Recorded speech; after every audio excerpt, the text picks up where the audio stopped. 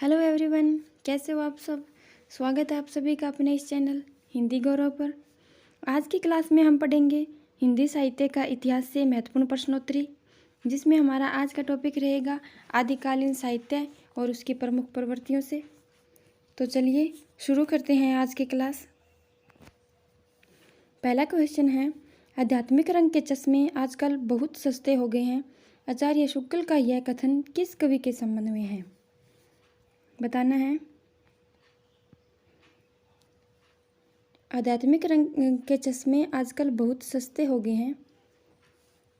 उन्हें चढ़ाकर कुछ लोगों को गीत गोविंद के पदों में भी आध्यात्मिकता दिखती है, वैसे ही पदावली के पदों में। तो यह कोटेशन बहुत इम्पोर्टेंट है। यह किसकी है? आचार्य रामचंद्र शुक्ल की कोटेशन है। पूछा गया है कि किस कवि के संबंध में है, बताना है आपको सही आंसर। सही आंसर है ऑप्शन बी, विद्यापति के संबंध में। नेक्स्ट, मैथिली हिंदी में रचित गद्य की पहली पुस्तक है। राउलवेल, वर्ण रत्नाकर, उक्ति व्यक्ति प्रकरण और बसंत विलास। मैथिली हिंदी में रचित गद्य की पहली पुस्तक पूछा है। सही आंसर है ऑप्शन बी, वर्ण रत्नाकर, जो कि ज्योतिश्वर ठाकुर की है। ज्योतिश्वर ठाकुर। यह 14वीं शताब्दी की रचना मानी जाती है, हजारी प्रसाद द्विवेदी ने माना है। और मैथिली हिंदी में रचित गद्य की पहली पुस्तक है वर्ण रत्नाकर, जो ज्योतिश्वर ठाकुर की है, याद रखना है। नेक्स्ट, उक्ति व्यक्ति प्रकरण ग्रंथ का विषय क्या है? उक्ति व्यक्ति प्रकरण ग्रंथ का विषय पूछा है। भक्ति काव्य, प्रेम काव्य, पुराण या व्याकरण। सही आंसर है व्याकरण। उक्ति व्यक्ति प्रकरण एक व्याकरण ग्रंथ है और दामोदर शर्मा का है। दामोदर शर्मा का ग्रंथ है उक्ति व्यक्ति प्रकरण, जो कि एक व्याकरण ग्रंथ है। इसमें बनारस के आसपास की भाषा का उल्लेख किया गया है, याद रखना। नेक्स्ट, पंडिये सहल सत बखाइन देही बुद्ध बसंत न जानिए काव्य पंक्ति के रचनाकार कौन है? पंक्ति पूछी गई है, आपको बताना है कि इसके रचनाकार कौन है। नागार्जुन, कणप्पा, सबरपा या सरप्पा। सही आंसर है ऑप्शन डी, सरप्पा की पंक्ति है ये। पंडिये सहल सत बखाइन देही बुद्ध बसंत न जानी। सरप्पा ने 32 ग्रंथों की रचना की है, जिसमें दोहा कोश ग्रंथ है जो प्रसिद्ध है उनका। और सरप्पा को हिंदी का प्रथम कवि माना जाता है। प्रथम कवि माना है राहुल सांस्कृत्यायन ने, याद रखना है। सरप्पा ने 32 ग्रंथों की रचना की है, जिनमें दोहा कोश प्रसिद्ध है, और इनको राहुल सांस्कृत्यायन ने प्रथम कवि माना है हिंदी का। नेक्स्ट, कबीर की अपेक्षा खुसरो का ध्यान बोलचाल की भाषा की ओर अधिक था। यह कथन किसका है? कबीर की अपेक्षा खुसरो का ध्यान बोलचाल की भाषा की ओर अधिक था। यह कथन किसका है? ऑप्शन बी, रामचंद्र शुक्ल का कथन है ये, याद रखना है। नेक्स्ट, अधैर्यमाण की रचना है। प्रबंध चिंतामणि, संदेश राशक, प्राकृत पेंगलम, जयचंद प्रकाश। अधैर्यमाण की रचना है। सही आंसर है ऑप्शन बी, संदेश राशक। अधैर्यमाण अब्दुर रहमान का नाम है। अब्दुर रहमान को अधैर्यमाण के नाम से भी जाना जाता है। और इनकी रचना है संदेश राशक। संदेश राशक एक प्रेम परक खंड काव्य है। प्रेम परक खंड काव्य है ये। इसमें वियोग श्रृंगार का वर्णन किया गया है, वियोग श्रृंगार। और आपको याद रखना है कि अब्दुल रहमान भारतीय भाषा में रचना करने वाले प्रथम मुसलमान कवि हैं। ठीक है। संदेश राशक जो कि एक प्रेम परक खंड काव्य है, इसकी रचना अधैमान यानी कि अब्दुल रहमान ने की है। एक वियोग श्रृंगार का वर्णन है और अब्दुल रहमान भारतीय भाषा में रचना करने वाले प्रथम मुसलमान कवि माने जाते हैं। नेक्स्ट, दोहा या दूहा मूलतः किस भाषा का छंद है? दोहा या दूहा मूलतः किस भाषा का छंद है? प्राकृत, अपभ्रंश, हिंदी और संस्कृत। सही आंसर है ऑप्शन बी, दोहा या दूहा मूलतः अपभ्रंश भाषा का छंद है। नेक्स्ट, किस रासो काव्य की कथा का वर्णन सुख और सुखी के द्वारा किया गया? सुख सुखी के द्वारा किया गया है। किस रासो काव्य की कथा का वर्णन? विशलदेव रासो, खुमान रासो, पृथ्वीराज रासो या कीर्तिलता। सही आंसर है पृथ्वीराज रासो। पृथ्वीराज रासो काव्य की कथा का जो वर्णन है वो सुख और सुखी के द्वारा किया गया। सुख सुखी संवाद यानी कि सुख यानी कि तोता तोती, तोता तोती। हजारी प्रसाद द्विवेदी ने माना है ये, हजारी प्रसाद द्विवेदी ने सुख सुखी संवाद पर आधारित माना है पृथ्वीराज रासो को। और एक याद रखना कि विद्यापति ने जो कीर्तिलता की रचना की है, विद्यापति ने वो कीर्तिलता की रचना को उन्होंने बरंग बरंगी संवाद पर की है। ठीक है। पृथ्वीराज रासो को आचार्य हजारी प्रसाद द्विवेदी ने सुख सुखी संवाद पर आधारित माना है और विद्यापति ने कीर्तिलता की रचना बरंग बरंगी संवाद पर की है। नेक्स्ट, सिद्धों में प्रचलित महामुद्रा शब्द का अभिप्राय क्या है? सिद्धि हेतु आसन का एक रूप, सिद्धि हेतु की जाने वाली एक क्रिया, सिद्धि प्राप्त करने के लिए स्त्री संसर्ग और सिद्धि प्राप्त के लिए स्त्री से विरक्ति। सही आंसर बताना है, महामुद्रा शब्द का अभिप्राय बताना है। सही आंसर है ऑप्शन सी, सिद्धि प्राप्ति के लिए स्त्री संसर्ग। नेक्स्ट, पुरुष परीक्षा किस कवि की रचना है? पुरुष परीक्षा किस कवि की रचना है? Option A Gorakhnath, option B Devsen, option C Vidyapati, option D Jyotishwar Thakur. सही आंसर है ऑप्शन सी, पुरुष परीक्षा विद्यापति की रचना है। देवसेन की आपको पता ही है, शराब का चार। ज्योतिषवर ठाकुर की वर्ण रत्नाकर, जो कि मैथिली में रचित हिंदी गद्य की प्रथम रचना मानी जाती है। मैथिली में रचित हिंदी गद्य की प्रथम रचना मानी जाती है। नेक्स्ट,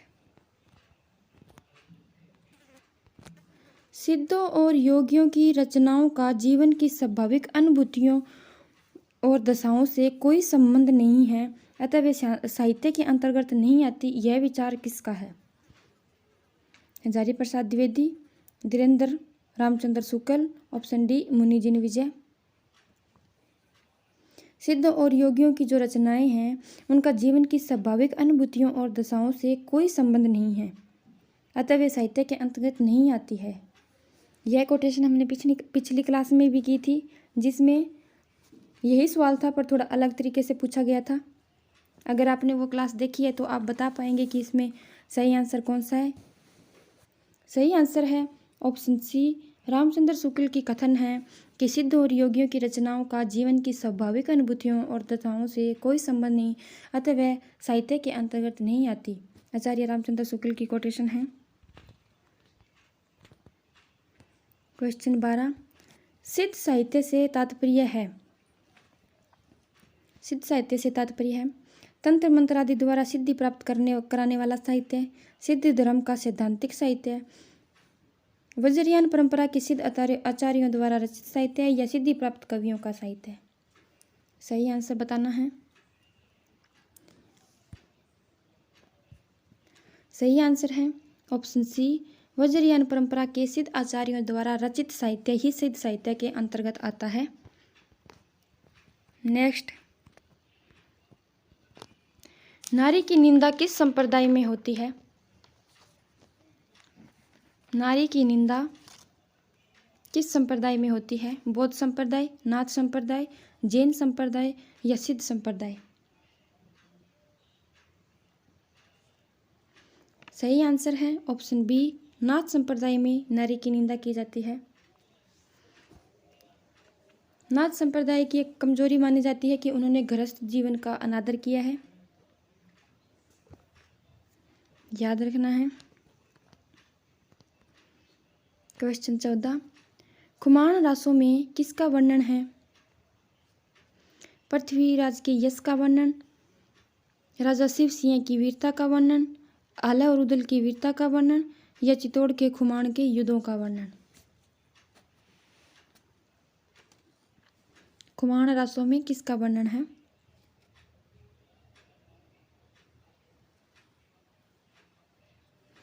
सही आंसर है ऑप्शन डी, चित्तौड़ के खुमान के युद्धों का वर्णन खुमान रासों में किया गया है। आला उदल का परमाल रासों में, जिसमें आला और उदल दो वीर सरदारों की वीरतापूर्ण लड़ाई का वर्णन है। पृथ्वीराज के यश का वर्णन पृथ्वीराज रासों में, पृथ्वीराज रासों में। खुमान रासों में चित्तौड़ के खुमान के युद्धों का वर्णन है। खुमान रासों के रचिता है दलपति विजय,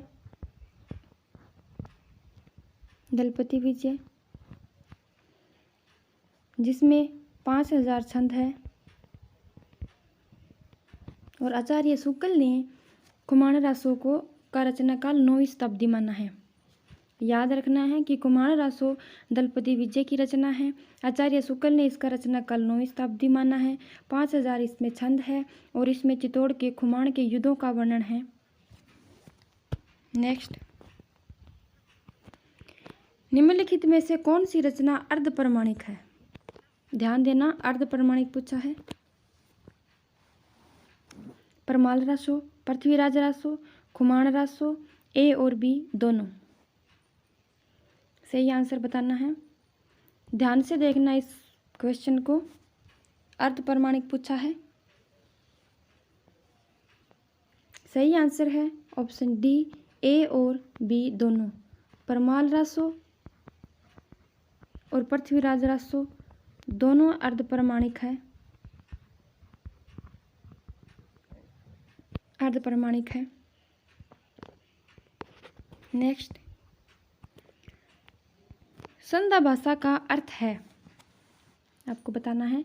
संध्या भाषा का अर्थ है अतः साधनात्मक अनुभूतियों का संकेत करने वाली प्रतीक भाषा, तत्सम शब्दों से युक्त प्राकृत भाषा, मधुर शब्दों से युक्त पाली भाषा या कर्कश शब्दों से युक्त प्राकृत भाषा। संध्या भाषा जो कि सिद्धों ने अपनाई थी। इसका सही आंसर है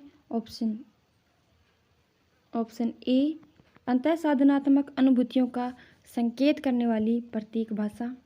याद रखना, ये क्वेश्चन सारे बार बार परीक्षाओं में पूछे जाते हैं और परीक्षा की दृष्टि से बहुत महत्वपूर्ण है, इसलिए इन प्रश्नों को ध्यान से समझो। क्वेश्चन नंबर 17, नाथों ने अपने संप्रदाय के सिद्धांतों के प्रचार या प्रसार के लिए किस भाषा का प्रयोग किया? नाथों ने अपने संप्रदाय के सिद्धांतों के प्रचार प्रसार के लिए किस भाषा का प्रयोग किया? ऑप्शन ए अवट भाषा, ऑप्शन बी अपभ्रंश भाषा, ऑप्शन सी साध्य भाषा या ऑप्शन डी सदुकड़ी भाषा। तो सिद्धों ने अपने संप्रदाय के सिद्धांतों के प्रचार प्रसार के लिए संध्या भाषा का प्रयोग किया था, जो क्वेश्चन हमने अभी ऊपर पढ़ा है, जो उनकी प्रतीक भाषा थी। सही आंसर है ऑप्शन सी साध्य भाषा। अपने सिद्धांतों के प्रचार प्रसार के लिए नाथों ने साध्य भाषा का प्रयोग किया। क्वेश्चन नंबर 18, डॉक्टर नरोत्तम स्वामी रासो शब्द की व्युत्पत्ति किस किस शब्द से मानते हैं? किस शब्द से मानते हैं? डॉक्टर नरोत्तम स्वामी रासो शब्द की व्युत्पत्ति किस शब्द से मानते हैं? Option A Rasak, option B रास, ऑप्शन सी रसिक, ऑप्शन डी रासो। सही आंसर है ऑप्शन सी। नरोत्तम स्वामी रसिक शब्द से रासो शब्द की व्युत्पत्ति मानते हैं। नेक्स्ट, रासो शब्द का संबंध रसायन से किसने जोड़ा है? डॉक्टर नरोत्तम स्वामी, रामचंद्र शुक्ल, जॉर्ज ग्रियर्सन और गणपति चंद्र गुप्त। रसिक से नरोत्तम स्वामी ने माना है। आपको बताना है कि रासो शब्द का संबंध रसायन से किसने जोड़ा है? रसायन से। सही आंसर है ऑप्शन बी। रामचंद्र शुक्ल ने रासो शब्द का संबंध रसायन से जोड़ा है। रासो शब्द की उत्पत्ति मानी जाती है रासक, फिर रासय, फिर रासा, फिर रासो, और ये हजारी प्रसाद ने मानी है। हजारी प्रसाद द्विवेदी ने माना है। रासक, रासय, रासा और रासा से रासो शब्द की उत्पत्ति होती है। अलग अलग विद्वानों ने अलग अलग शब्द से जोड़ा है। रामचंद्र शुक्ल ने रसायन से जोड़ा है, नरोत्तम स्वामी ने रसिक से मानी है। याद रखना है। क्वेश्चन नंबर 20, सिद्धों की वाम मार्गी भोग प्रदान साधना की प्रतिक्रिया से कौन सा संप्रदाय पनपा है? सिद्धों की वाम मार्गी भोग प्रदान साधना की प्रतिक्रिया से कौन सा संप्रदाय पनपा है? बौद्ध संप्रदाय, नाथ संप्रदाय, जैन संप्रदाय या वारकरी संप्रदाय? सही आंसर बताना है। सही आंसर है नाथ संप्रदाय, जो सिद्धों की वाम मार्गी भोग प्रदान साधना की प्रतिक्रिया के रूप में नाथ संप्रदाय पनपा। याद रखना है।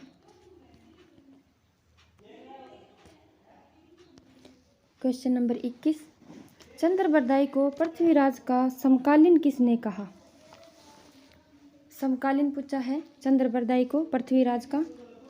रामचंद्र शुक्ल, रामकुमार वर्मा, गार्सा दत्तासी या जॉर्ज ग्रियर्सन? तो सही आंसर है ऑप्शन सी। गार्सा दत्तासी ने चंद्रबरदाई को पृथ्वीराज का समकालीन माना है। चंद्रबरदाई जिन्होंने पृथ्वीराज रासो की रचना की है और ये उनके दरबारी कवि माने जाते हैं, चंद्रबरदाई पृथ्वीराज के। नेक्स्ट क्वेश्चन, पृथ्वीराज रासो के रचना विधान में सर्वाधिक विवादास्पद पक्ष कौन सा है? ये क्वेश्चन इंपॉर्टेंट है, ध्यान से देखना। सर्वाधिक विवादास्पद पक्ष पूछा है। विवादित पक्ष भाषिक संरचना, पात्रों का नामकरण, प्रबंधात्मक और ऐतिहासिकता। सही आंसर है ऑप्शन डी ऐतिहासिकता, जो कि जिस पर की सर्वाधिक विवादित पक्ष है पृथ्वीराज रासो का। पृथ्वीराज रासो जिसमें छंद 68 है, सरग 69 है। छंदों में छप्पे छंद का सबसे अधिक प्रयोग हुआ है, छप्पे छंद का, इसलिए इसे छंदों का अजायब घर भी कहा जाता है। पृथ्वीराज रासो को छंदों का अजायब घर भी कहा जाता है। पृथ्वीराज रासो अर्ध प्रमाणिक है। पीछे क्वेश्चन में पढ़ा है हमने कि परमाल रासो और पृथ्वीराज रासो अर्ध प्रमाणिक है। ये एक महाकाव्य है, महाकाव्य माना जाता है पृथ्वीराज रासो। आचार्य शुक्ल के अनुसार इसके रचनाकार चंद्रबरदाई है। पृथ्वीराज रासो हिंदी साहित्य का प्रथम महाकाव्य है और चंद्रबरदाई हिंदी के प्रथम महाकवि है, और ये आचार्य रामचंद्र शुक्ल ने माना है। याद रखना है कि पृथ्वीराज रासो में जो सर्वाधिक विवादित पक्ष है वो उसकी ऐतिहासिकता है, क्योंकि पृथ्वीराज रासो अर्धप्रमाणिक है। ये एक महाकाव्य है, इसमें 68 छंद है, जिसमें छप्पे छंद का प्रयोग सबसे अधिक हुआ है, इसलिए इसे छंदों का अजायब घर भी कहा जाता है। सरग इसमें 69 है, यानी कि 69। ये एक महाकाव्य है और आचार्य रामचंद्र शुक्ल के अनुसार हिंदी साहित्य पृथ्वीराज रासो हिंदी साहित्य का प्रथम महाकाव्य है और चंद्रबरदाई हिंदी के प्रथम महाकवि है। याद रखना है। पृथ्वीराज रासो को प्रमाणिक किसने माना है? ध्यान देना, प्रमाणिक पूछा है यहाँ पे। प्रमाणिक किसने माना है? पृथ्वीराज रासो को। पृथ्वीराज रासो को अलग अलग विद्वानों ने माना है। किसी ने इसे प्रमाणिक माना है, कुछ विद्वानों ने इसे अर्ध प्रमाणिक माना है, तो कुछ विद्वानों ने इसे अप्रमाणिक माना है। और सबसे अधिक इसकी ऐतिहासिकता पर ही विवाद है। सही आंसर है इसका ऑप्शन सी, डॉक्टर श्याम सुंदर दास। डॉक्टर श्याम सुंदर दास ने पृथ्वीराज रासो को प्रमाणिक माना है। आचार्य रामचंद्र शुक्ल और डॉक्टर वुलर ने सबसे पहले पृथ्वीराज रासो को अप्रमाणिक माना है। शुक्ल ने भी इसे अप्रमाणिक माना है। हजारी प्रसाद द्विवेदी ने इसे अर्ध प्रमाणिक माना है। और भी विद्वान हैं जिन्होंने इन्हें अर्ध प्रमाणिक माना है, किसी ने इसे प्रमाणिक माना है।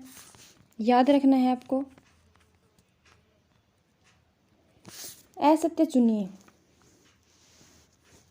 कुमाण रासो, दलपति विजय, परमाल रासो, जगनीक, जस चंद्रिका, जीनी दत्त सूरी, संदेश रासक, अब्दुल रहमान।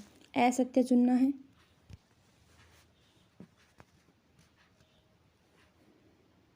सही आंसर है इसमें ऑप्शन सी, जस चंद्रिका। कुमाण रासो दलपति विजय का है। परमाल रासो जगनिक का है, जिसे आलाखंड के नाम से भी चार्ल्स इलियट ने इसका संपादन किया है। संदेश रासक अब्दुल रहमान का है। जस चंद्रिका जीनदत्त सूरी की नहीं, मधुकर कवि की है। मधुकर कवि। और जीनीदत्त सूरी का है उपदेश रसायन रास। उपदेश रसायन रास। याद रखना है। नेक्स्ट, पहले जैसे गाथा और गाहा कहने से प्राकृत का बोध होता था, वैसे ही पीछे दोहा या दुहा कहने से अपभ्रंश या लोक प्रचलित काव्य भाषा का बोध होने लगा। यह कथन किसका है? बहुत इंपॉर्टेंट कोटेशन है ये, जो बार बार पूछी जाती है। पीछे क्वेश्चन में आया कि दुहा या दुहा किस भाषा का है। इसमें कोटेशन में दिया गया है कि दुहा या दोहा अपभ्रंश में प्रचलित है। याद रखना है। गाथा या गाहा छंद प्राकृत में प्रचलित है। आपको बताना है कि यह कोटेशन है किसकी? रामकुमार वर्मा, रामचंद्र शुक्ल, हजारी प्रसाद द्विवेदी या डॉक्टर नगेंद्र। सही आंसर है ऑप्शन बी, रामचंद्र शुक्ल की कोटेशन है कि पहले जैसे गाथा और गाहा कहने से प्राकृत का बोध होता था, वैसे ही पीछे दोहा या दुहा कहने से अपभ्रंश या उस समय लोक प्रचलित काव्य भाषा का बोध होने लगा।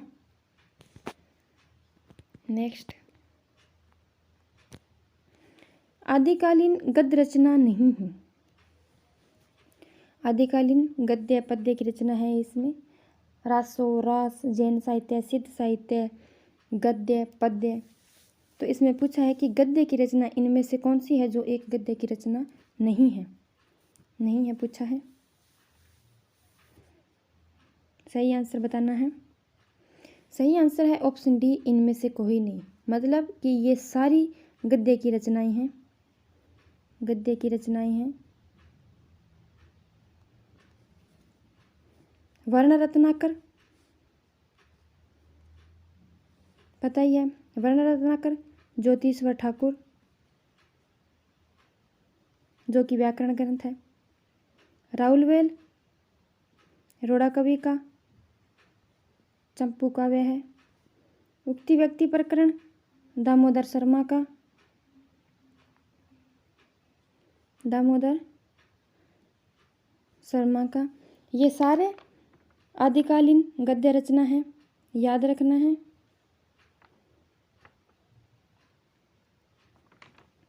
नेक्स्ट, हिंदी में नखशिख वर्णन की श्रृंगार परंपरा का आरंभ माना जाता है। नखशिख वर्णन की श्रृंगार परंपरा का आरंभ यानी कि शुरुआत मानी जाती है संदेश रासक, परमाल रासक, राउलवेल या गाथा सप्तशती से।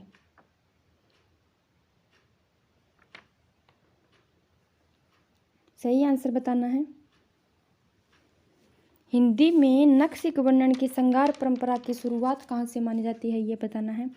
सही आंसर है इसका राउलवेल ग्रंथ, जो कि रोड़ा कवि का है। रोड़ा कवि,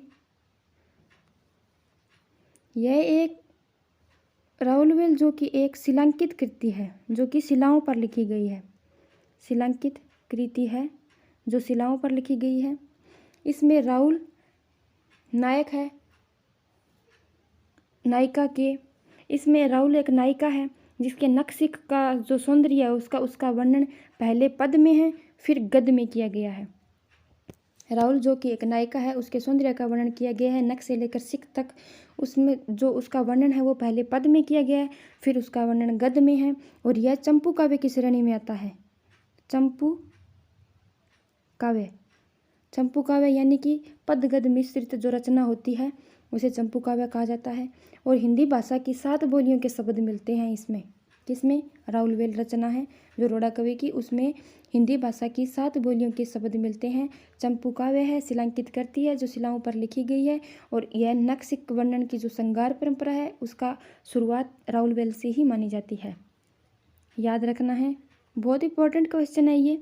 और मैं इन क्वेश्चनों से रिलेटेड, इन ऑप्शन से रिलेटेड सब कुछ आपको बता रही हूँ। नेक्स्ट है, खालिक बारी, दो सुकूने और तुगलकनामा के रचनाकार कौन है? ये अगर आपने पढ़ा है कहीं भी ध्यान से तो आप इसका आंसर कर पाओगे।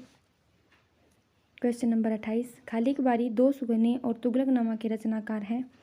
सही आंसर है ऑप्शन ए, अमीर खुसरो की रचनाएं हैं खालिक बारी, दो सुकूने, तुगलकनामा, पहेलियाँ, मुकरियाँ, ये सारी अमीर खुसरो ने लिखी है। देवसेन जिनकी रचना सरावकाचार है। स्वयंभू जिनकी रचना पय्युमचर्यु है। पय्युमचर्यु जो कि एक राम काव्य है, अधूरा काव्य है, और इनके पुत्र तिरुभुवन ने पूरा किया था। अब्दुल रहमान की संदेश रासक, संदेश रासक याद रखने हैं। 1% में ही आपके 4% सॉल्व हो रहे हैं, तो याद रखना है, इन सब चीज़ों को समझना है, क्योंकि ये क्वेश्चन बार बार परीक्षाओं में पूछे जाते हैं और आपको आगे आने वाली परीक्षाओं में देखने को भी मिलेंगे। क्वेश्चन नंबर 29, आदिकाल के अंतिम चरण के प्रसिद्ध कवि कौन थे? अब्दुल रहमान, अमीर खुसरो, स्वयंभू या सरप्पा? सही आंसर बताना है। आदिकाल के अंतिम चरण के प्रसिद्ध कवि कौन थे? सही आंसर है ऑप्शन बी, अमीर खुसरो। अमीर खुसरो जो कि आदिकाल के अंतिम चरण में आते हैं और इनमें ये सबसे प्रसिद्ध कवि माने जाते हैं अमीर खुसरो, जिन्होंने मुकरियाँ, पहेलियाँ और खड़ी बोली में इन्होंने रचनाएं करी है। याद रखना है आपको। पुष्पदंत की प्रबंध रचना है, पुष्पदंत की प्रबंध रचना है जो अपभ्रंश के कवि माने जाते हैं। पुष्पदंत को अपभ्रंश का बहुभूति भी कहा जाता है। शिव सिंह सेंगर और डॉक्टर भ्याणी ने इनको अपभ्रंश का बहुभूति कहा है। इनकी प्रबंध रचना कौन कौन सी है आपको बताना है। सही आंसर है ऑप्शन सी, अणय कुमार चेयू पुष्पदंत की प्रबंध रचना है। इनकी 3 रचनाएं मानी जाती है। इनकी 3 रचनाएं मानी जाती है, महापुराण, जसहर चरयू, जसहर चरयू और एक अणय कुमार चरयू। 3 रचनाएं मानी जाती है। पय्युमचर्यु, पय्युमचर्यु स्वयंभू की रचना है। भविष्यत कथा धनपाल की रचना है, 10वीं शताब्दी के जो माने जाते हैं। और रिठनेम चरयू जो कि स्वयंभू की रचना है। याद रखना है, पुष्पदंत की प्रबंध रचना है अणय कुमार चरयू, और इसके अलावा इनकी 2 रचनाएं और हैं, महापुराण और जसहर चरयू। तो चलिए आज की क्लास में इतना ही। ये प्रैक्टिस सेट जो हमने शुरू किया है ये आगे भी कंटिन्यू रहेगा, जिसकी 3 क्लासें आज आ गई है। आगे भी कंटिन्यू रखेंगे। आदिकाल, भक्तिकाल, रीतिकाल पर भी महत्वपूर्ण प्रश्नोत्तरी लेके आएंगे। तो चलिए, क्लास अगर पसंद आई तो लाइक करना, शेयर करना, कमेंट करना, सब्सक्राइब करना। Thank you.